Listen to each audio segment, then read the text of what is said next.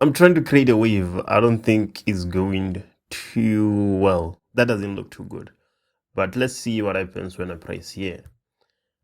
There we go. Now we have our wave, which actually looks quite decent. We can make it move faster. We can make it move a bit slow. Let's make sense of this. We want to talk about transverse wave. We need to start with the definition before we take a look at anything else. So the definition reads as follows. A transverse wave is a wave in which the particles of the medium vibrate at right angles to the direction of motion of the wave. This is what I want us to focus on.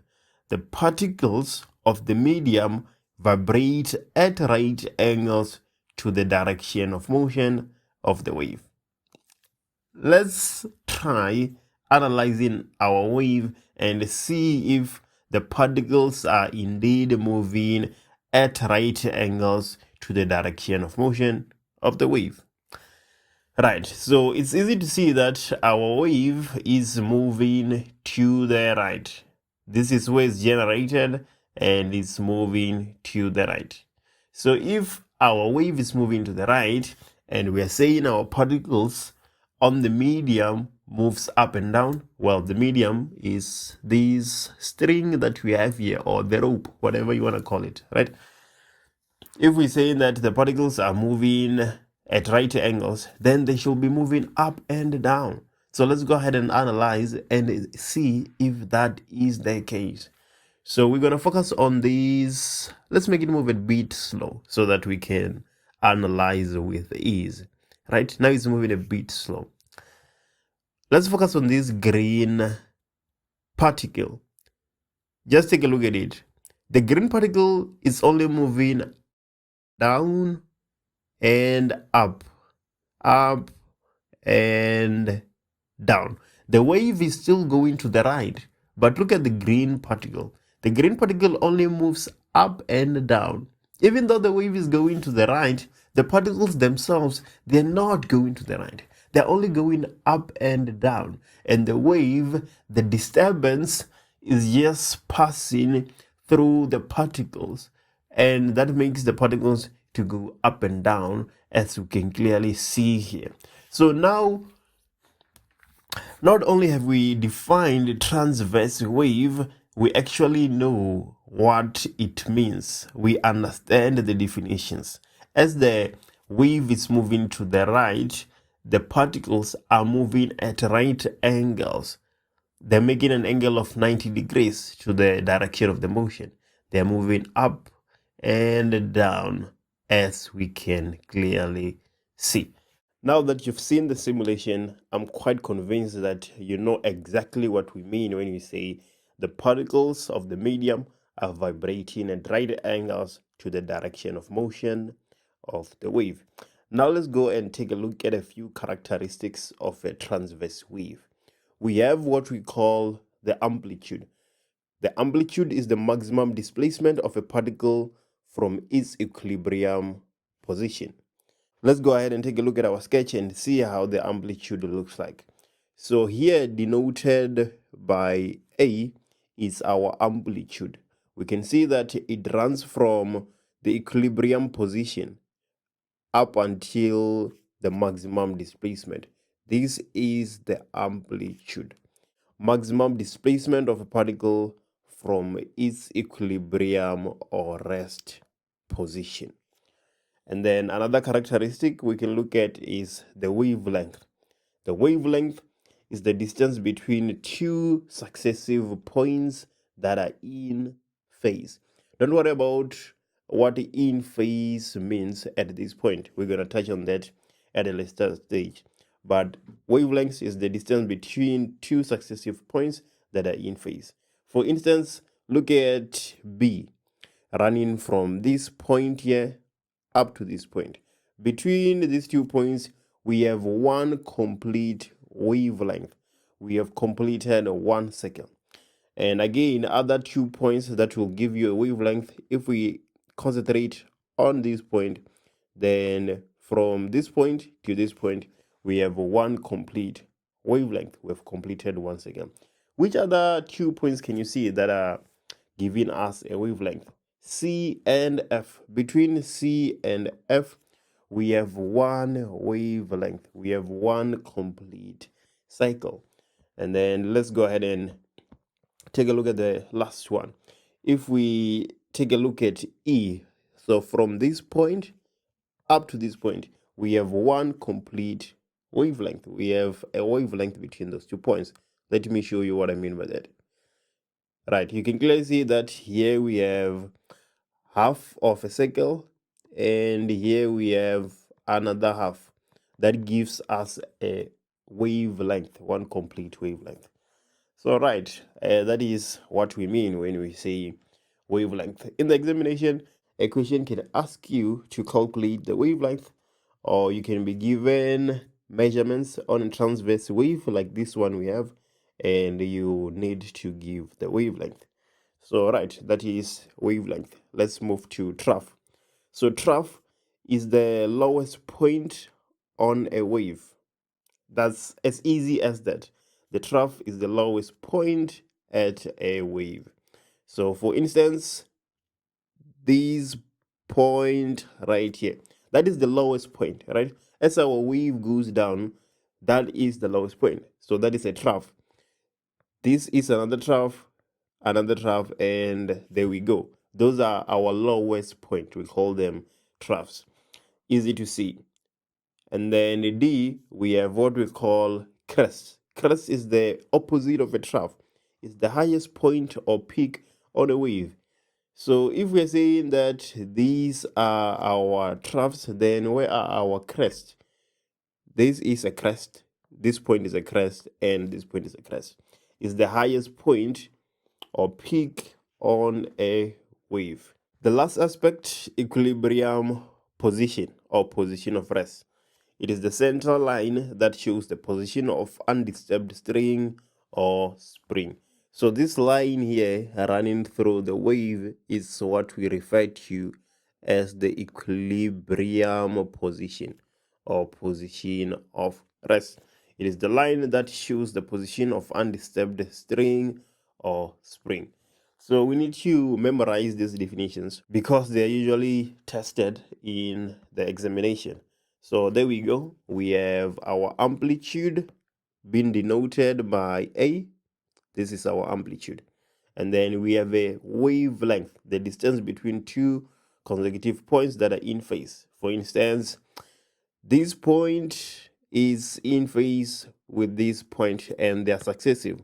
So we are going to have one wavelength. As you can see, there is one circle in between those 2 points. So they give us a wavelength. And then see, we have a trough. Trough is our lowest point right here, like we have talked about.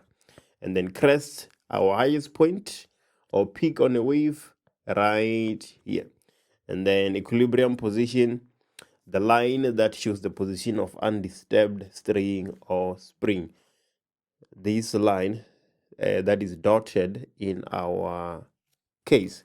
So there we go. Those are the basics we are interested in transverse waves. I say that we're going to talk about points being in phase and out of phase. So let's go ahead and do that. C and F are in phase, just like G and I. There are also 2 points that are in phase. So let's go ahead and take a look at C and F. We are saying that C and F are in phase, just like G and I. I want you to realize something. Between C and F, there is one wavelength. And then between G and I, there's also one wavelength, because here we have somewhat a third of a cycle, and here we have the rest. Between I and G, we have one complete wavelength. But what does the definition say? The definition says that points are in phase if those 2 points are separated by a whole number multiple of complete wavelengths. 2 points are in phase if they are separated by a whole number multiple of complete wavelengths. Let me show you what that means.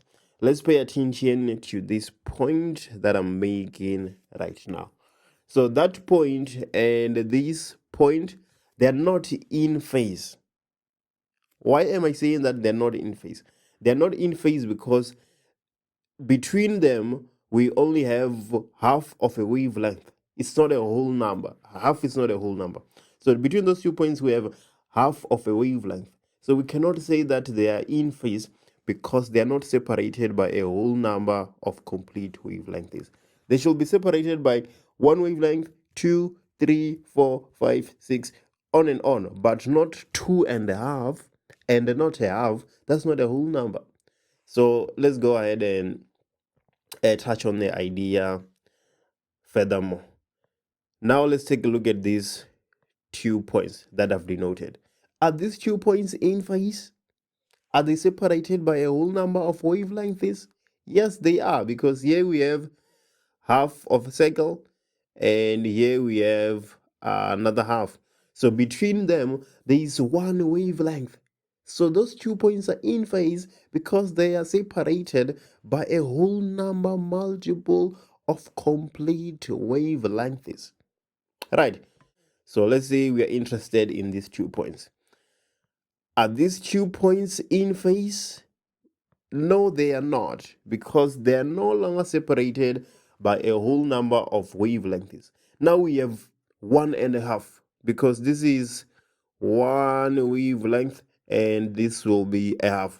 So now they're separated by 1.5 wavelengths. So we cannot say that they are in phase because they're not separated by a whole number of wavelengths.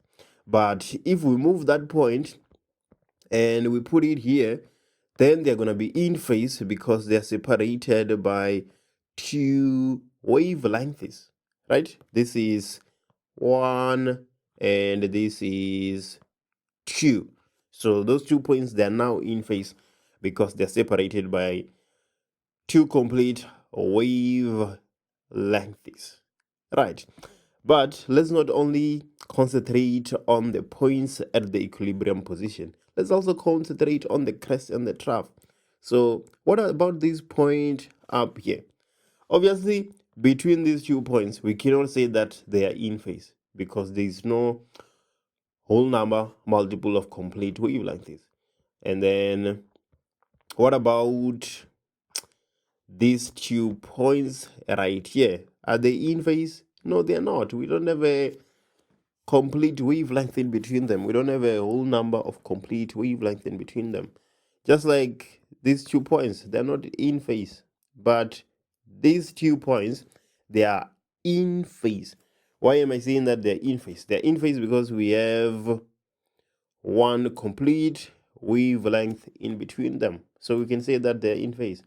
If we move that point and put it here, then the 2 points would still be in phase because now we have 2 wavelengths in between them, and that's a whole number multiple. So that's how it goes. If there's a whole number multiple of complete wavelengths between 2 points, then they are in phase. If that condition is not met, then they're out of phase. Right.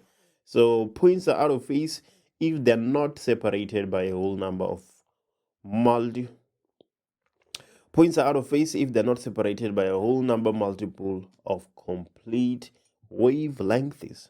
Right. So that is how we differentiate between points that are in phase and points that are out of phase.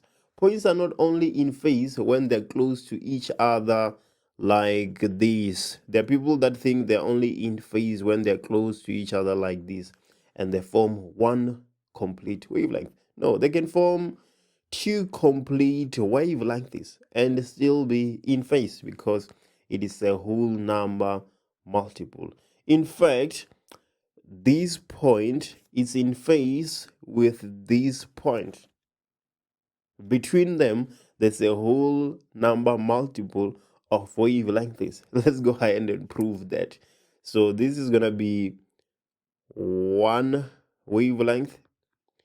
We have 2. 3, and 4. So between those 2 points, there's a whole number multiple of complete wavelengths. So we say that they are in phase because of that.